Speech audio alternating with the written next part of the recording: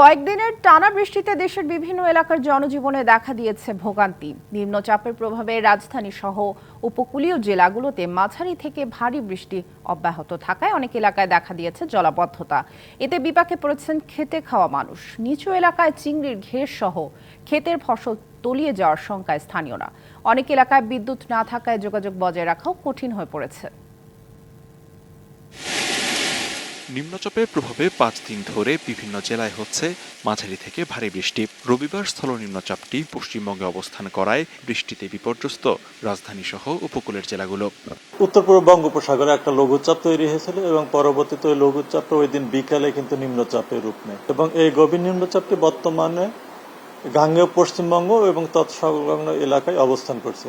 এই গভীর নিম্নচাপের প্রভাবে কিন্তু সারা দেশের, বিশেষ করে দেশের দক্ষিণাঞ্চলে কিন্তু ভারী থেকে অতি ভারী বৃষ্টিপাত অব্যাহত রয়েছে। পটুয়াখালীতে গেল 24 ঘন্টায় 223 মিলিমিটার বৃষ্টিপাত রেকর্ড করা হয়েছে। এতে বিপাকে শ্রমজীবীরা। এছাড়া সমুদ্র বন্দরে 3 নম্বর সতর্ক সংকেত অব্যাহত থাকায় মাছ ধরার ট্রলারগুলোকে উপকূলের কাছাকাছি থাকতে বলা হয়েছে। যাত্রী পাই না, এরপরে চালাতে কষ্ট, রাস্তায় পানি ভাঙ্গাচুরা। বৃষ্টির কারণে আবহাওয়া খুব খারাপ কারণে আমাদের বেচাকেনা খুবই সংকটে আছি। বরিশালে কখনো ভারী কখনো গুড়ি গুড়ি বৃষ্টি। নগরীর প্রধান সড়ক সহ 30টি ওয়ার্ডে দেখা দিয়েছে জলাবদ্ধতা। 7টি খাল খনন ও ড্রেনের আবর্জনা পরিষ্কারের কাজ অব্যাহত থাকলেও জলাবদ্ধতা থেকে রেহাই মিলছে না। শিয়া বাটার ও ভিটামিন ই সমৃদ্ধ lily glam beauty soap. Lily, always beautiful.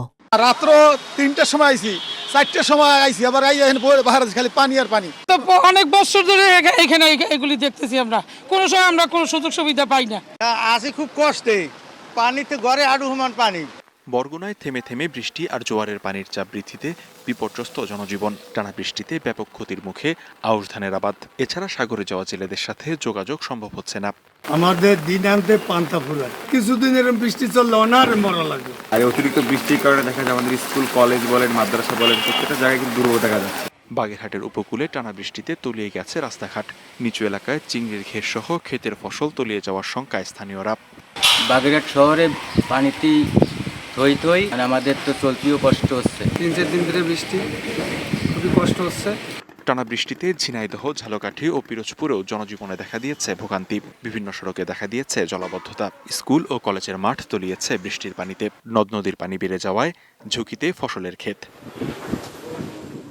নোয়াখালীতে 8 উপজেলা 87 ইউনিয়নের প্রায় 11 লাখ মানুষ ফের পানিবন্দী। 339টি আশ্রয় কেন্দ্রে 35,000 মানুষ। বিদ্যুৎ সরবরাহ বন্ধ থাকায় অচল মোবাইল নেটওয়ার্কও।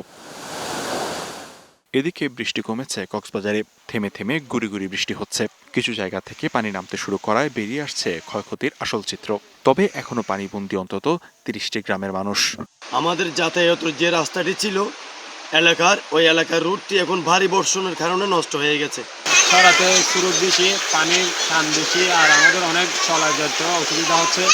রাঙামাটিতে পাহাড় ধসের শঙ্কায় ঝুঁকিপূর্ণভাবে বসবাসকারীদের নিরাপদে সরে যেতে করা হচ্ছে miking. Likhankanti Bhowmik, DBC news desk.